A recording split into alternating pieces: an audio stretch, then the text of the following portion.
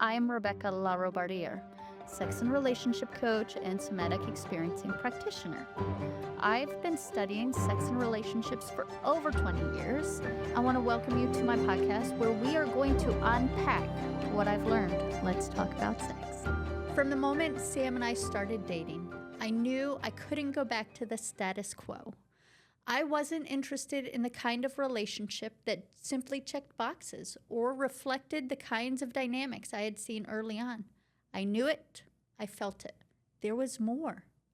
So I set out to create something different, something conscious, something intentional. A relationship that doesn't settle for mediocrity, but makes room for humanity to fully become alive, for both of us to grow, to be seen, to become.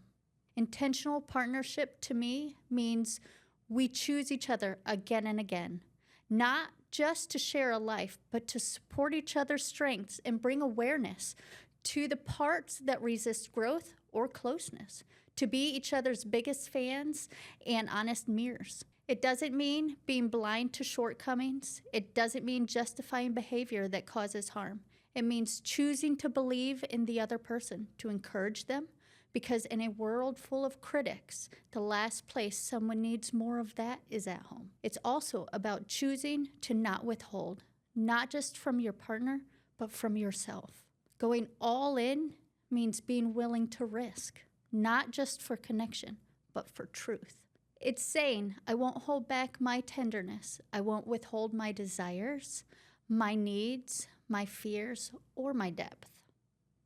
Because intimacy can't grow where parts of us are locked away, and love can't deepen if we're only bringing the polished parts. It's not about recklessness, it's about wholeness, about choosing to be seen, even when it's terrifying. Because if I'm only ever offering the curated version of me, then the connection isn't real, it's performance. This kind of relationship asks for presence. It asks for self-trust. It asks you to stop abandoning yourself in the name of harmony, because intentional partnership isn't about becoming one. It's about becoming more together. When safety becomes something we create, not something we wait for, everything changes.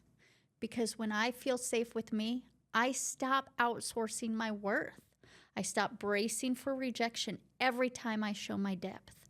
And that opens up a whole new level of connection, emotionally, sexually, spiritually, and financially. For so many of us, the places we long to be met, whether through physical touch, emotional openness, clear expression, or vulnerable honesty, were never modeled as safe. They were shut down, moralized, or ignored. So we numb. We overfunction, we quiet out our longings, or pretend we don't have them. But what if your relationship could be the place where you practice, where you unlearn the shutdown, where you soften, explore, be witnessed without needing to perform, where sex isn't something you do, it's something you show up for with your whole presence, mind, body, emotions, and spirit. This kind of partnership isn't just about pleasure. It's about being known, being safe in your own skin, and then inviting someone else in, not to rescue you, but to join you. So what does that actually look like? It looks like slowing down long enough to ask yourself, am I being honest right now? Not just with them, but with me. It looks like naming the thing, even when your voice shakes, even when part of you wants to self-protect. It's saying, I feel distant and I don't want to stay here, instead of hoping your partner will read your silence. It's choosing repair over resentment, leaning in, not to fix, but to understand. It's asking for what you need, not as a demand, but as an invitation, because needs aren't burdens. They're bridges.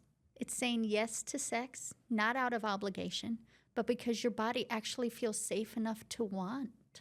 It's not performing connection. It's practicing it over and over, even when it's awkward, even when it's uncomfortable, even when it's not Instagram pretty. because intentional partnership isn't built in the highlights.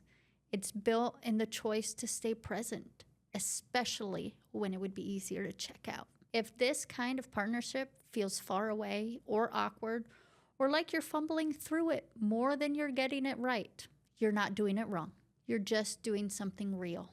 Most of us weren't taught how to be this honest, this embodied, or this emotionally available. We're learning in real time, and that takes courage. It's not about being perfect. It's about being present. And that presence, over time, becomes safety. That safety becomes trust. And that trust, it becomes the soil where love can actually grow. So here's the invitation. Don't just default to connection. Create it. Ask the hard questions. Stay when it's easier to shut down. Speak even when your voice shakes. And bring your whole self, not just the version you think they want. Because intentional partnership doesn't ask you to be flawless. It asks you to be faithful to the process, to the becoming, to the deepening, to each other. You don't have to arrive fully healed, but you do have to be willing to show up.